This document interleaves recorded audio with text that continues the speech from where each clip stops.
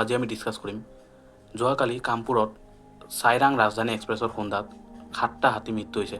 তাৰে 3টা আছিল প্ৰাপ্তবয়স্ক আৰু 4টা আছিল পোৱালি।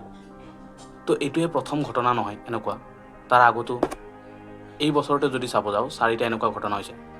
আৰু যদি আমি 2019ৰ পৰা 24লৈকে ৰিপৰ্ট চাওঁ তেতিয়াহ'লে বহুত কেইটা এনেকুৱা ঘটনা হৈছে য'ত 81টা হাতী মৃত্যু হৈছে এই বছৰটো নধৰাকৈ 24লৈকে। আমি যদি ভাঙি দিওঁ হিচাপখিনি তেতিয়াহ'লে 2021ৰ পৰা 22ৰ ভিতৰত 15টা হাতী মৃত্যু হয়, 22ৰ পৰা 23ৰ ভিতৰত 15টা হাতী মৃত্যু হয়, 23ৰ পৰা 24ৰ ভিতৰত 17টা হাতী মৃত্যু হয়, আৰু তাৰ আগতো বহুতকেইটা হৈছিল। আমি যদি এই বছৰৰ কথা কওঁ, অৰ্থাৎ 2025ৰ 4টা এনেকুৱা এক্সিডেণ্ট হৈছে। ৰিচেণ্টলি নৱেম্বৰ মাহতে জলপাইগুৰিতো এনেকুৱা এটা ঘটনা হৈছে, ৱেষ্ট বেংগলৰ জলপাইগুৰিত। তাৰ আগত আমাৰ অসমৰ যোগীজানতে এনেকুৱা ঘটনা এটা হৈছিল 2025তে। তো ইয়াৰ একচুৱেল ৰিজন কি হয়, কিয় এনেকুৱা ঘটনা হৈ আছে? আৰু হাতী, যিটো আমি কওঁ যে পৃথিৱীৰ স্থলভাগত থকা মাটিত থকা চবতকৈ ডাঙৰ প্ৰাণী, আৰু জংঘল এখনক বচাই ৰাখিবলৈ হাতীৰ ভূমিকা কি আমি সকলোৱে জানো, যে হাতীয়ে বীজবোৰ এটা ঠাইৰ পৰা আৰু এটা ঠাইত লৈ যায় আৰু জংঘলখনক স্প্ৰেড হোৱাত বা ডাঙৰ হোৱাত সহায় কৰে। তো হাতীৰ যদি এনেকৈ মৃত্যু হৈ থাকে সেইটো ৱাইল্ড লাইফৰ কাৰণে বহুত বেছি ভয়ানক এটা ঘটনা হৈ থাকিব। তো ইয়াৰ চলিউশ্যন নাই নেকি? একচুৱেলি ইয়াৰ চলিউশ্যন আছে। আমি অকণমান যদি চিন্তা চৰ্চা কৰোঁ ইজিলি ইয়াৰ আমি চলিউশ্যন ওলাব পাৰিম।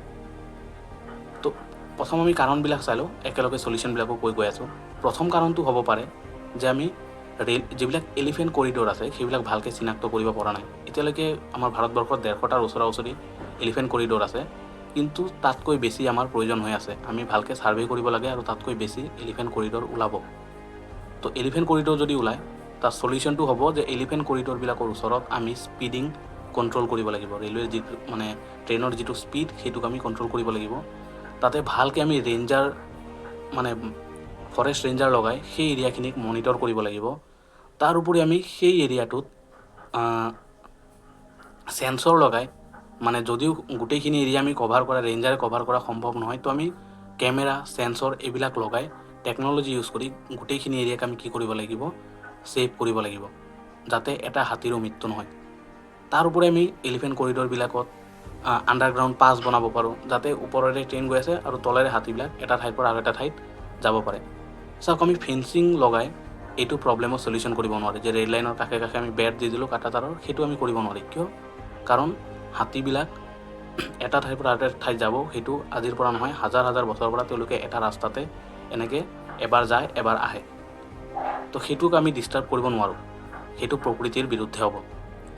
তো আমি ফেঞ্চিং লগাব নোৱাৰোঁ, আমি কি কৰিব লাগিব, হয়তো আণ্ডাৰপাছ বনাব লাগিব, আণ্ডাৰগ্ৰাউণ্ড পাছ, বা আমি ভালকৈ মনিটৰিং কৰিব লাগিব, কেমেৰা লগাই চেঞ্চৰ লগাই আমি মনিটৰিং কৰিব লাগিব, আৰু স্পীড আমি কণ্ট্ৰল কৰিব লাগিব, স্পেচিয়েলি যিটো ছিজনত হাতী বেছিকৈ ওলায়। তো এইবোৰেই হ'ব চলিউশ্যন।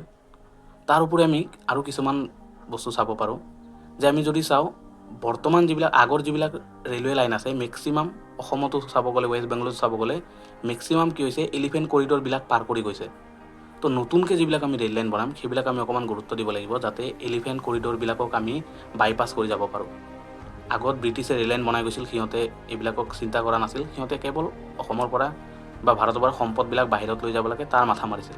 কিন্তু ৰিচেণ্ট যিবিলাক আমি বনাই আছোঁ, নতুনকৈ যিবিলাক লাইন বনাই আছোঁ, সেইবিলাক আমি সেই বস্তুটো ধ্যান দিব লাগিব, যাতে এলিফেণ্ট কৰিডৰবিলাক পাৰ নহয়, তাৰ বাইপাছ হৈ আমি যাতে যাব পাৰোঁ, সেইখিনি গুৰুত্ব দিব লাগিব। এতিয়াও যিবিলাক আমি কওঁ যে হাতী ঘৰত আহি গৈছে, হাতী আমাৰ চহৰত সোমাই গৈছে, ৰেল লাইনত আহি গৈছে, একচুৱেলি হাতী অহা নাই, আমিহে সিহঁতৰ ঠাইত গৈ আছোঁ। হাতী সিহঁতৰ জেগাতে আছে, আমাৰ ঘৰবিলাক, আমাৰ চহৰবিলাক, আমাৰ ৰেল লাইনবিলাক, আমাৰ ৰাস্তাবিলাক সিহঁতৰ ঘৰত সোমাই গৈছে। তো সেইবিলাক বস্তু বুজি পাব লাগিব। মই বাৰ বাৰ কওঁ, পৃথিৱীখন কেৱল মানুহৰ নহয়, পৃথিৱীত বাস কৰা এটা সৰু পিপৰৰ পৰা হাতীলৈকে সকলোৰে এই পৃথিৱীখনত সমান অধিকাৰ আছে। চাওক, মই ডেভেলপমেণ্টৰ বিৰুদ্ধে নহয়, মই ডেভেলপমেণ্ট হোৱাটো বিচাৰোঁ। আৰু ৰিচেণ্ট কেইটামান বছৰত অসমত কওঁ বা ভাৰতবৰ্ষত কওঁ, ৰেলৱেৰ বহুত বেছি ডেভেলপ হৈছে। বহুতকেইটা নতুন ষ্টেচন বনোৱা হৈছে, নতুন ৰেল লাইন বনোৱা হৈছে, নতুন ব্ৰিজ বনাই আছে, ডাবলিঙৰ কাম চলি আছে, ইলেক্ট্ৰিফিকেশ্যন চলি আছে, বহুত বেছি ডেভেলপ হৈ আছে আৰু হ'বও লাগে। কিন্তু আমি এটা বস্তু ধ্যান দিব লাগিব, যে আমি ডেভেলপ ছাষ্টেইনেবল ধৰণে কৰিব লাগিব। আমি বহনক্ষম উন্নয়ন কৰিব লাগিব, য'ত প্ৰকৃতি ক্ষতি নকৰাকৈ আমি ডেভেলপমেণ্ট কৰিব লাগিব। এইখিনি আমি ধ্যান ৰাখিলে আমি সঁচা অৰ্থত বিকশিত ভাৰতৰ যিটো সপোন চাই আছোঁ সেইটো পূৰ কৰিব পাৰিম। ধন্যবাদ।